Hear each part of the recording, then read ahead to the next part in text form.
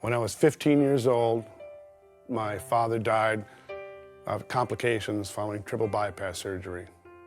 When I was 22 years old, my brother David died in the state hospital after being institutionalized his whole life with cerebral palsy. When I was 28 years old, my twin sister Sandy and her two boys, Travis and Jason, 10 and 7, were killed in a car accident. When I was 32 years old, my son Kelly James died of a malignant brain tumor.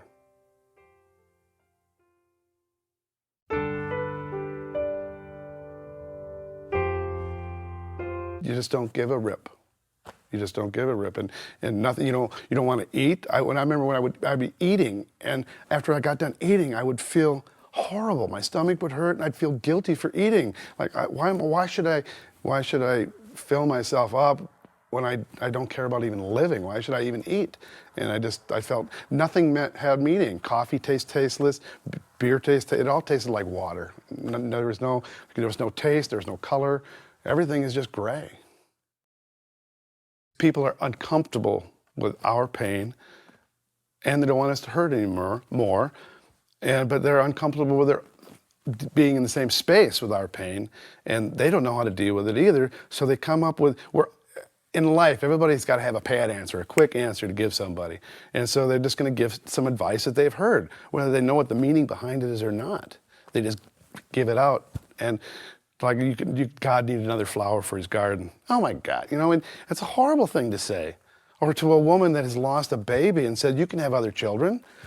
But in the long respect, when you look at that and you get angry and you get mad at these people that say these inane, stupid things. But I realized that as you lose friends, you lose family members through this whole process. And I look back at the people that said those stupid things, but I looked back at the people that said nothing and walked away. And I said, I'd rather have the people say those stupid things, because I look at the intent. What was their intent? Was their intent to cause me pain? Their intent was to cause me comfort and compassion. They said it with a compassionate intent. And then so I throw out the words. They don't mean anything to me, because their intent is what I'm following their heart intent and not their vocabulary. I remember when I was a kid, and our dog got bit by a skunk, and that dog is running around the yard in circles forever and ever and ever. And I asked my dad, what's wrong with that dog? He goes, he's running from the pain. He doesn't know. The pain is there and it's hurting him, but he doesn't know. He doesn't know what to do with it, so he just keeps running. And I think we do that in our grief. We just keep running. We go to work, we keep busy. They think if we keep our mind occupied, we won't have the thoughts of the grief. But it's diminishing returns. You finally just run out, like the dog finally will collapse in a heap, and then will start to heal and lick itself and heal itself. And that's what we do. We keep busy. No, it's just postponing the grief. It's not assimilating it. It's not doing anything with it. It's just postponing it. It's not going to ever go away. When I go to work in the morning, I say this prayer on my drive to work.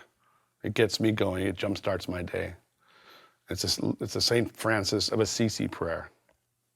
And it goes like this: Lord, make me an instrument of your peace. Where there is hatred, let me sow love. Where there's injury, pardon. Where there's doubt, faith. Where there's despair, hope. Where there's darkness, light. Where there's sadness, joy. O divine Master, grant that I may not seek so much to be consoled as to console, to be loved as to love, to be understood as to understand. For it's giving that we receive. It is in healing that we are healed, and in dying that we are born to eternal life. So Lord, make this day the very best. You've done your part. I'll do the rest.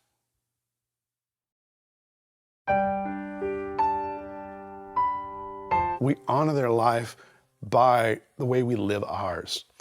We become their hands, we become their voice, we become their interaction in the world. Where they can't, they can live through us. So we actually give them life. And by establishing that relationship, not only do we give them life, they give us life again, and it's a win-win.